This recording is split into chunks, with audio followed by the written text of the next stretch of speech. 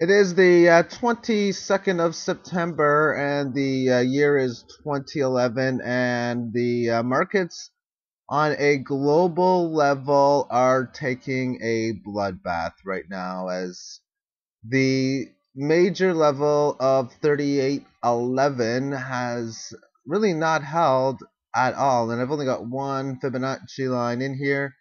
Heck, 4126, don't think she'll be tested today. In fact, our streak of being over 40 every single day for the last month and change or so is pretty much now come to that of a close. I don't care really how you point it out, it's in a major downtrend. And now what happens is these Fibonacci lines keep going lower and lower. Question, is this a bottom? And if it is, for how long of a duration? Because to state that it is I'm gonna say a easy thing. However, the duration is the big one because all you can get for a bottom sometimes is boom, and that to me is considered a bottom of some venture because it just stayed there. And I say that for a few reasons. One, the obvious: when you go down it quite a bit, you're going to have some sort of bounce. The band retracement is at negative 2.4%, which means as of 9:01 a.m. Eastern Time, that the price action at $36.99 is 2.4% below this line. That's currently at $37.11. As far as the Fibonacci levels, a lot of times when we're in an up or a down trend, these things will move with the direction of the market. Meaning all morning, to start at 4:20 in the morning Eastern Time, not 9:20 in UK, 10:20 in Central Europe, and it just kept going. These things go lower. Question is, are these going to be at an area of big levels? And considering where this one is, yeah, I'd have to say it is. And that's by just estimating when you see the lines go lower to downtrend, when will it stop and what will that big area of resistance be? If it keeps going, then maybe this line matches down towards this one in here. If we now make this thing a little bit longer, take a look at the quarter day chart with more candles going back to earlier this year. This is what we come up with, and if we draw some blue lines within the significant Fibonacci level, we have this one in here, and we have this one in here. So does this mean that the market is bearish, that we are headed below this line? I'm looking for a confirmed breakdown below it, which means it hasn't been confirmed as of yet. Just like this wasn't confirmed when it broke above the 42 level. The entire range in itself is that of a raw range, but within the range there is three layers. That means you got this layer in here, which is bullish. It really hasn't been other than for a couple of moments here and there. Then you got the neutrality range, which has pretty much been the case since in here, with a small gap here and a small gap there. And then you got the bearish situation, which was pretty much all of here, small gap here, and currently we have just started to go into this phase right now. Going towards, or now just taking on the Clive's prediction for the silver to not only find very little support at 32, which is still a little ways away, but to continue to head on lower.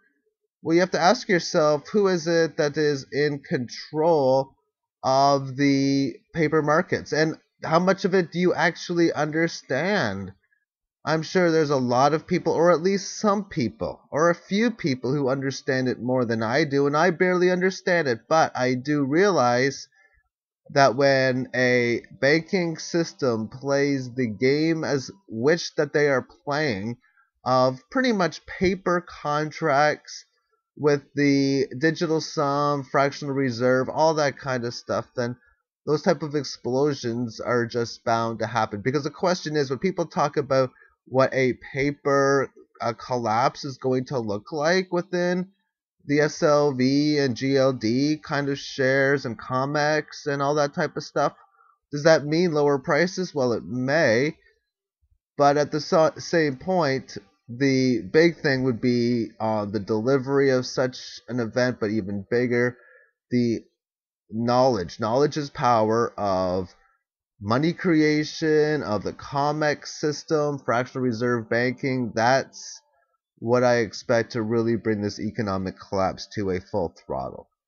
And the move in silver is not just in silver. You got it in gold. We got it in the stock market. In fact, I'm just taking a wild guess that the dollar and TLT, which is the bond fund, is higher. And I'm just going to quickly check now. And I just checked, and as of 9:10 a.m. New York time, the US dollar is up 1.74% for the day, which is actually quite a bit for a short-term period. And the bond market's up again over 2%, which is where the powers that be seem to be placing their money. Now let's move this on to the daily term time frame. And currently down about 6.5% so far.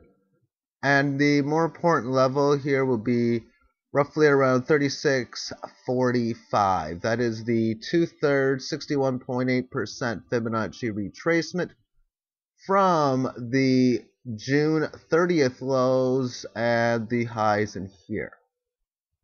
Therefore, that would work out to the same as from here to there. And as far as the volatility is concerned for what is moving on, I haven't talked about that in quite some time, but I will now. And it's just really breaking out. Still nowhere near the previous high from the start of May of this year. And really a boring, not so volatile in comparison period. But this thing could just be getting going. And this here doesn't seem right. So let me just fix that up. Okay, and there we are right there. So the volatility means that we're now back to another 6-hour period where the move from top to bottom has reached 5%. It's not all that uncommon. 4, 5, 6, 7. It's happened about 20 some odd times this year, 15 times anyway. So it's not a uncommon event. And if you've been trading within silver, following the silver price, you realize that this is very common sort of deals. Now, continuing further within the daily chart, this chart goes back from the start of the breakout, and that's an interesting point because the last time silver has touched the simple 200-day moving average, which represents the purple line, was the day of the breakout when silver bottomed at 1774, and I believe the 200-day moving average that day was 1777. It hasn't touched that level yet, but currently it is priced at $36.28 per ounce. The blue line right there with it. That is the volume average weighted price since the rally begun on August the 24th of 2010. The black lines represent Fibonacci. The lines up top represents SLV volume. Therefore, within this entire section, everything above here is bullish, this is neutral, and this is bearish. So we really need to have a break below the 33 and change level just to get the market into the neutral sort of state, or anything to state that this rally that begun in August will now come to a conclusion. As long as it's above here, there's no reason at all on a technical level to state that the rally has come to a close, unless of course longer term time frames tell you so, but it's quite the opposite. Longer term time frames tell us that it's bullish. Within the long term, there is no bearishness whatsoever. I guess everything above this line here at 1816 states that we are very bullish. Of course, even longer term, you got the other previous high. It's nothing more than a long 40-year sideways consolidation. However, the quarterly chart or the quarter-year chart will come to a close 1 week tomorrow. And we got an inside candle. Or unless, of course, we break below where we gapped open, we're going to have an inside candle, which means a lower high, a higher low. I like to think that whatever the trend is going to state whether that pattern is bullish or bearish, and the pattern is higher. Therefore, the outcome should be bullish, and I look at this within a 4 or 5 candle period, which is by the end of 2012, that should have this thing going up a lot higher. And finishing things off, I want to take a look at yesterday's blog, where I had a feel-good news story. Mr. Guy quits gambling and gets his life back together, from the fake news press.fake. Now this guy, Mr. Some Guy, he has had difficulties within his life, gambling, with an alcohol, drinking. It's been a really difficult situation for him. He started off the season by putting $1,000 on the Broncos to defeat the Raiders, gambling, and, well, he lost. Yep, the family was living on scrubs because of that. Now, Some Guy was really sure that he was going to win, but obviously he didn't. He had a problem years ago. He found underdogs in football. He started with $50. He won 9 straight games in a row, betting the entire bankroll every single time, and got it up to $78,000 plus, and then lost his next bet. Bankroll down to 0.